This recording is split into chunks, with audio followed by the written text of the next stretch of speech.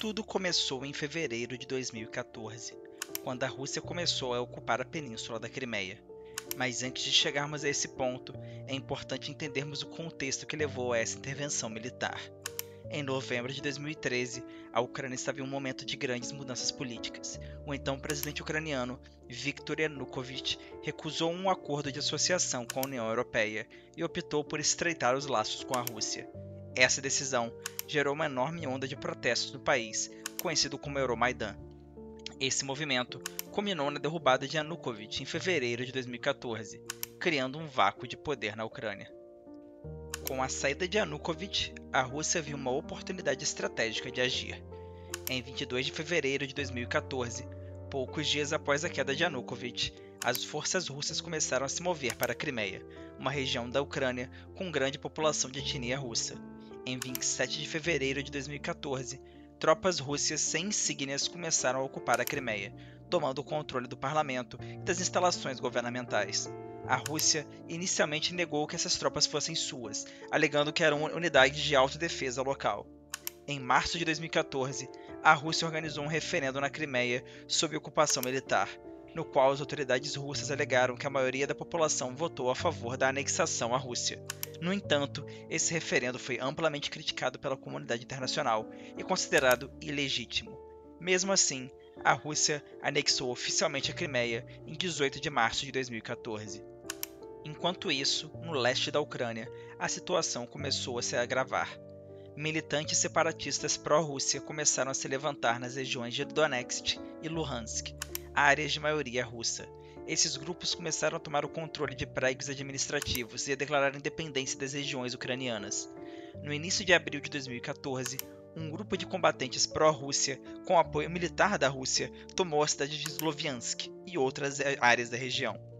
A Rússia também começou a enviar tropas e equipamentos militares para apoiar os separatistas. O conflito rapidamente se transformou em uma guerra aberta entre o governo ucraniano e os separatistas apoiados pela Rússia. Em resposta à crescente violência, o governo ucraniano lançou uma operação militar chamada Operação Antiterrorista em abril de 2014 para tentar retomar o controle das áreas dominadas pelos separatistas. No entanto, as forças ucranianas estavam mal equipadas e mal preparadas para enfrentar os separatistas bem armados, que contavam com o apoio direto da Rússia. A Rússia negou sua intervenção, mas, na prática, estava oferecendo apoio militar direto aos separatistas. Em agosto de 2014, a Rússia começou a enviar tropas regulares e equipamento militar de forma mais aberta para a região do Donbass, e alguns enfrentamentos diretos entre tropas russas e ucranianas ocorreram. Durante esse período, o governo ucraniano começou a acusar a Rússia de uma invasão direta, algo que Moscou continuou a negar. A situação se intensificou ainda mais com a derrubada de um avião da Malaysia Airlines em julho de 2014, matando 298 civis, muitos dos quais eram cidadãos de diferentes países, o que gerou uma pressão internacional sobre a Rússia. A comunidade internacional condenou a intervenção russa na Ucrânia e várias sanções foram impostas à Rússia. A OTAN e a União Europeia começaram a apoiar a Ucrânia com treinamentos e assistência militar. No entanto, o conflito continuou, com ambos os lados sofrendo grandes perdas. Em setembro de 2014, foi feito um esforço para um cessar-fogo com o Acordo de Minsk, mas os combatentes não cessaram completamente e as negociações fracassaram em resolver as questões de fundo do conflito. Nos anos seguintes, a guerra continuou de forma intermitente, com uma linha de frente em grande parte estabilizada, mas com frequentes violações de cessar-fogo e ataques limitados. O conflito foi descrito como uma guerra congelada ou de baixa intensidade, mas ainda assim com um alto custo humano. A partir de 2015, o governo ucraniano e os separatistas mantiveram uma linha de combate, com a Rússia continuando a oferecer apoio militar aos rebeldes.